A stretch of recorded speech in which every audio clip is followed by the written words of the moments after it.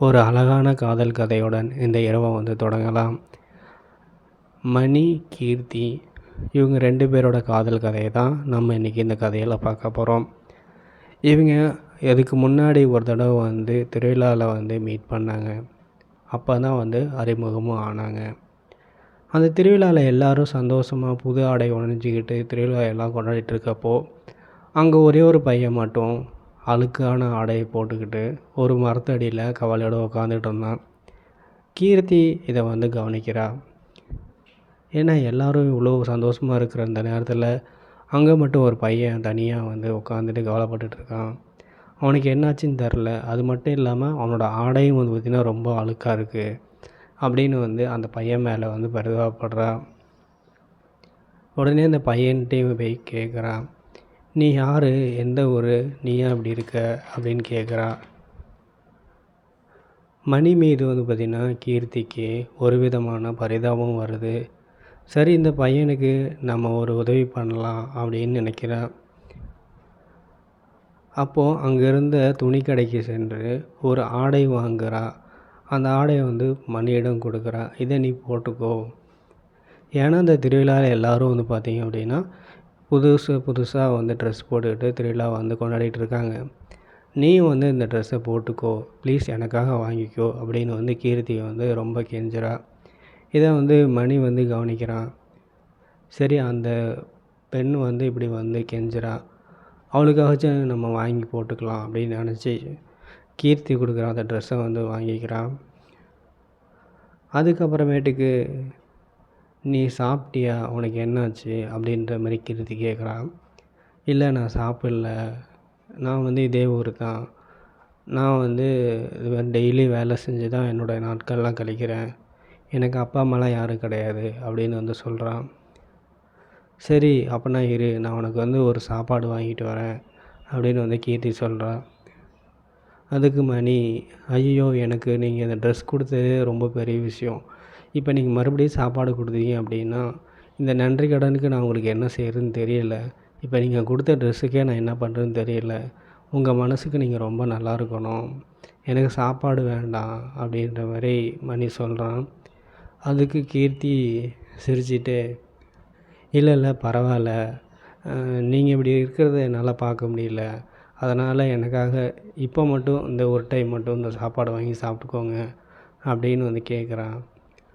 சரி, நான் சாப்பிட்றேன், ஆனால் நான் வந்து ஒரு வேலைக்கு போயிட்டு அது மூலயமா வர காசை வந்து நான் உங்களுக்கு திருப்பி தருவேன், அதை நீங்கள் கட்டாயமாக வாங்கிக்கணும், அப்படின்னா நீங்கள் கொடுக்குற சாப்பாடை வந்து நான் வாங்கிக்கிறேன் அப்படின்னு வந்து மணி வந்து சொல்கிறான். அதுக்கு கீர்த்தி, சரி, அது நீ கொடுக்குறப்ப பார்த்துக்கலாம், இப்போதைக்கு நான் தர சாப்பாடை நீ சாப்பிட்டுக்கோ அப்படின்னு வந்து கீர்த்தி சொல்கிறா. அந்த சாப்பாடை மணிகிட்ட வாங்கி கொடுத்துட்டு சந்தோஷமாக சிரிச்சுக்கிட்டு, நான் வீட்டுக்கு போயிட்டு வரேன், நம்ம மறுபடியும் மீட் பண்ணலாம், பேசலாம் அப்படின்ற மாதிரி கீர்த்தி சொல்லிவிட்டு அந்த இடத்த விட்டு போயிடுறான். அதுக்கப்புறம் வந்து 2 மாதம் ஆகுது. 2 மாதத்துக்கு அப்புறமேட்டுக்கு கீர்த்திக்கு வந்து இந்த மணியோட ஞாபகம் வருது. அப்படி ஒரு பையனை வந்து சந்தித்தோமே, இந்நேரம் அந்த பையன் வந்து என்ன பண்ணிகிட்ருக்கான் அப்படின்ற மாதிரி கீர்த்தி வந்து அவன் மனசுக்குள்ளாரே சில கேள்விகள் வருது. மணியோடைய ஞாபகங்கள் வருது. சரி, மணியை வந்து அந்த ஊருக்கு போயிட்டு நம்ம பார்க்கலாம் அப்படின்னு வந்து கீர்த்தி நினைக்கிறா. அந்த ஊருக்கும் இப்படி கீர்த்தியும் போயிடுறான். அங்கே போயிட்டுருக்கப்ப ஒரு பெரிய குடோனு. அந்த குடோனில் வந்து மணி வந்து ரொம்ப மூட்டை தூக்கி கஷ்டப்பட்டுக்கிட்டு வேலை செஞ்சுக்கிட்டு இருந்தான். யதார்த்தமாக அந்த கீர்த்தியும் வந்து அந்த சைடு போகிறான். மணியை பார்த்தோன்னே இவளுக்கு வந்து ரொம்ப கஷ்டமாயிடுது. இந்த பையன் வந்து இப்படி கஷ்டப்படுறானே, இவனுக்கு அப்பா அம்மா இருந்தால் இப்படி வந்து கஷ்டப்பட்டிருக்க மாட்டான், நல்லா படிச்சுருந்துருப்பான், இப்போ வேலைக்கு போயிருப்பான், ஆனால் இவனுக்கு இப்படி ஒரு நிலைமையா அப்படின்னு நினச்சி ரொம்ப ஃபீல் பண்ணுறான். அதுக்கப்புறம் மணி வந்து அது ஃபேக்ட்ரி விட்டு வெளில வந்ததுக்கப்புறம், நீங்கள் இங்கே தான் வேலை செய்கிறீங்களா, உங்களோட வேலையை நீங்கள் செய்கிற வேலையை நான் பார்த்தேன், எனக்கு பார்க்கவே ரொம்ப கஷ்டமாக இருந்துச்சு அப்படின்னு வந்து கீர்த்தி சொல்கிறா. நீங்கள் எப்போ இங்கே வந்தீங்க அப்படின்ற மாரி மணி வந்து இந்த டாப்பிக்கை வந்து சேஞ்ச் பண்ணுறான். நான் இப்போ தான் வந்தேன், நான் உங்களை பார்க்க தான் வந்தேன் வீட்டில் இருந்து அப்படின்னு வந்து கீர்த்தி சொல்கிறா. ஏன் என்ன பார்க்க அவ்வளோ தூரம் வரீங்க? நான்லாம் அவ்வளோ பெரிய ஆள்லாம் இல்ல. அப்படின்னு வந்து மணி சொல்கிறான். இல்லை இல்லை அப்படி சொல்லாதீங்க. இந்த உலகத்தில் வந்து எல்லாருமே ஒரு மனிதன். அவ்வளோதான். இது பெரிய ஆள் சின்ன ஆள் அப்படின்றதெல்லாம் கிடையாது. நீங்கள் அப்படிலாம் நினச்சி கம்பேர் பண்ணிக்க வேண்டாம் அப்படின்னு வந்து கீர்த்தி வந்து சொல்கிறா. சரி, நீங்கள் வந்து சாப்பிட்டீங்களா? எப்போ வேலைக்கு வந்தீங்க அப்படின்னு வந்து கீர்த்தி கேட்குறான். அதுக்கு நான் வந்து காலையிலேயே வந்துட்டேன். எனக்கு ரூ. 200 தரேன்னு சொன்னாங்க. அதான் நான் வந்து காலையில் சீக்கிரமாக வந்துட்டேன். இப்போ ரூ. 200 எனக்கு கொடுத்துட்டாங்க. இந்தாங்க என்னோட ரூ. 200 காசு. அன்றைக்கி நீங்கள் சாப்பாடு வாங்கி தந்தீங்கள்ல, அதுக்கும் ட்ரெஸ்ஸுக்கும் இதை எடுத்துக்கோங்க. இது எப்படியும் பத்தாது தான். இன்னொரு நாள் வந்து நான் உங்களை மீட் பண்ணுறப்ப மீதி உள்ள காசும் நான் கொடுத்துட்றேன் அப்படின்னு வந்து மணி வந்து சொல்கிறான். உடனே இந்த காசை வந்து கீர்த்திக்கு வாங்க மனசு வரல. ஏன்னா அந்த காசு சம்பாதிக்க மணி எவ்வளோ கஷ்டப்பட்டான்றது கீர்த்தி வந்து பார்த்தான். அப்படி பார்த்ததுனால, இல்லை இல்லை எனக்கு இப்போதைக்கு காசு வேண்டாம், நீங்கள் வச்சுருங்க. எனக்கு தேவைப்படும், நான் வாங்கிக்கிறேன். ஆனால் இப்போதைக்கு வேண்டாம். இந்த காசை வச்சாவது நம்ம அடிக்கடி மீட் பண்ணிக்கலாம். நீங்கள் வந்து இதை வச்சு இந்த காசை வேறு ஏதோ செலவுக்கு வச்சுக்கோங்க. இல்லை இன்றைக்கி ஏதாவது சாப்பாடு சாப்பிட்டுக்கோங்க அப்படின்னு வந்து கீர்த்தி வந்து ரொம்ப பரிதாபமாக சொல்கிறா. ஏய் அப்படிலாம் இல்லை, நான் வந்து இன்னொரு இடத்துக்கு வேலைக்கு போகணும். அங்கே போனேன் அப்படின்னா அங்கே வந்து எனக்கு சாப்பாடு தருவாங்க. நான் சாப்பிட்டுக்குவேன். இன்றைக்கி எனக்கு அந்த சாப்பாடு போதும். இனிமேல் நாளைக்கு தான் எது இருந்தாலும் யோசிக்கணும். அதனால் நீ இப்போதைக்கு இந்த காசை வாங்கிட்டு போ அப்படின்னு வந்து மணி வந்து கீர்த்திகிட்ட சொல்கிறான். அதுக்கு கீர்த்தி, ப்ளீஸ் ப்ளீஸ் நானும் உன் ஃப்ரெண்டு தானே, நானும் உன்னோட பெஸ்ட்டு ஃப்ரெண்டு தானே, எனக்காக இதை வந்து நீ வச்சுக்கோ, நான் இன்னொரு நாள் வந்து வாங்கிக்கிறேன். நீ என்னை எதுவும் தப்பாக நினச்சிக்காத. ஆனால் நான் கண்டிப்பாக வாங்கிக்குவேன். இப்போதைக்கு நீ வந்து இந்த காசை வந்து வச்சுக்கோ அப்படின்ற மாதிரி கீர்த்தி சொல்கிறா. அப்போ மணி வந்து, நான் வந்து ஒரு விஷயம் சொல்லவா, நீங்கள் தப்பாக நினச்சிக்க மாட்டீங்களா அப்படின்னு வந்து மணி வந்து கீர்த்தியை பார்த்து கேட்குறான். அதுக்கு கீர்த்திக்கு ஒரு நிமிஷம் யோசிக்கிறா. என்ன விஷயமா சொல்லுவாங்க அப்படின்னு வந்து யோசிக்கிறா. கொஞ்சம் எதிர்பார்ப்போட சரி சொல்லுங்க அப்படின்ற மாதிரி மணிகிட்ட வந்து சொல்கிறா. அதுக்கப்புறம் நீங்கள் வந்து ரொம்ப அழகா இருக்கீங்க. அதை விட உங்கள் மனசு ரொம்ப அழகா இருக்குது. இது என்கிட்ட இதோட 2வது டைம் தான் பேசுகிறீங்க. ஆனால் அதை வச்சே உங்களோட அந்த கேரக்டர் என்னன்னு எங்களுக்கு தெரியுது. அந்தளவுக்கு உங்கள் மனசும் ரொம்ப சுத்தமானது.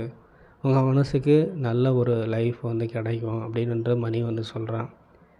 அதுக்கு கீர்த்தி, அட போங்க, இந்த மனசு கூட இல்லாத ஒரு மனுஷன் இந்த உலகத்தில் இருந்து எதுக்குங்க பிரயோஜனம்? ஒருத்தவங்க கஷ்டப்படுறாங்க அப்படின்னா கண்டிப்பாக நம்மளால் முடிஞ்ச உதவியை வந்து ஏதோ ஒன்று செய்யணும் இல்லையா? அதுதானே ஒரு மனிதருக்கான மனிதாபிமானம். இந்த மனிதாபிமானம் கூட இல்லாமல் எப்படி வந்து ஒரு மனுஷன் இருப்பாங்கன்னு தெரியல. பட் எனக்கு இப்படி இருக்கிறது எனக்கு ரொம்ப பிடிச்சிருக்கு. அதான் அவங்களுக்கு வந்து உதவி பண்ணுறேன் அப்படின்ற மாதிரி கீர்த்தி சொல்கிறா.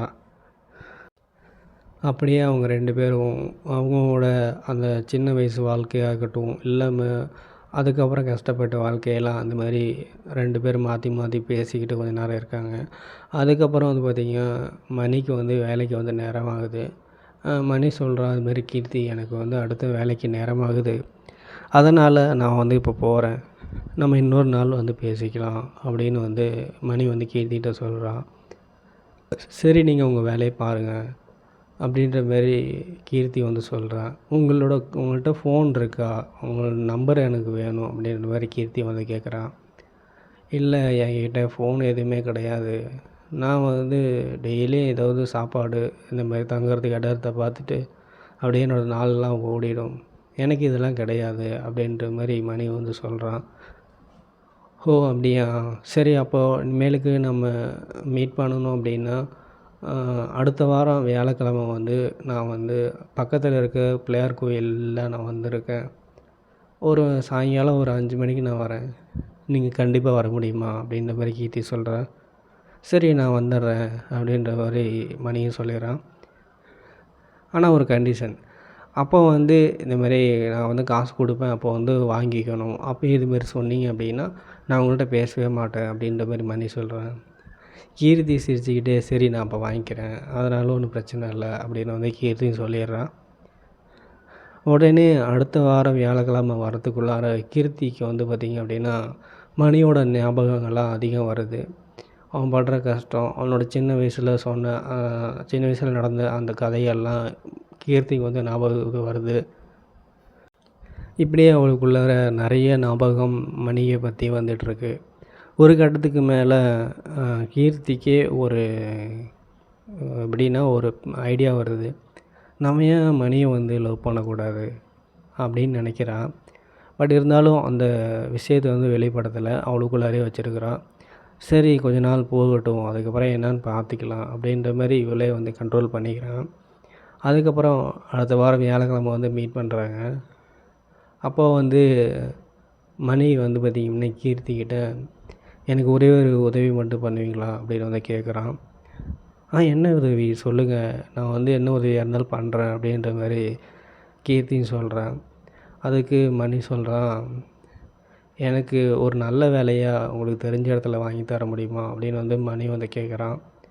அதுக்கு கீர்த்தி வாங்கி தரேன், எங்கள் வீட்டிலேயே கூட வேலை இருக்குது, எங்கள் அப்பாவுக்கு தெரிஞ்ச இடத்துல நிறையா கம்பெனி இருக்குது, அங்கே வந்து ஒரு நல்ல வேலையை வாங்கி தரேன், நீங்கள் எதுக்கும் கவலைப்படாதீங்க அப்படின்ற மாதிரி மணியை பார்த்து கீர்த்தி சொல்கிறேன். ரொம்ப நன்றி, எனக்காக நீங்கள் இவ்வளோ பண்ணுறீங்க, உங்களை நான் வந்து தெய்வமாக பார்க்குறேன் அப்படின்ற மாதிரி கீர்த்தியை பார்த்து மணி சொல்கிறான்.